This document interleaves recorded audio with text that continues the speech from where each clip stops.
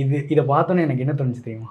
Frame பாருங்க G அப்படின்னு தோணுச்சு. கேட்டு ஆக்சுவலா ஜோ முடிஞ்சு ஜோ நல்லா போயிட்டு இருக்கு அப்படிங்கும்போது அந்த படம் நல்லா போயிட்டு இருக்குன்னு சொல்லணும். ப்ளஸ் எனக்கு இவங்க 2 பேர்கிட்ட காட்டணுன்றது ஒரு பர்சனல் எமோஷனாக இருந்தது. என்னோட இனிஷியல் டைமில் நான் நடித்த கனாக்கானும் காலங்கள் வந்து நெல்சன்னா தான் ரைட்டர். அவரோட கதை தான் அது. ஸோ கிட்டத்தட்ட எனக்கு குரு மாதிரி அவர். இந்த படம் நல்லா இருக்கு அப்படிங்கும்போது எனக்கு அவர்கிட்ட காட்டணும்னு ரொம்ப ஆசையாக இருந்தது. ப்ளஸ் லோகேஷ் பிரதர் மேலே எனக்கு பெரிய ரெஸ்பெக்ட் இருக்கு.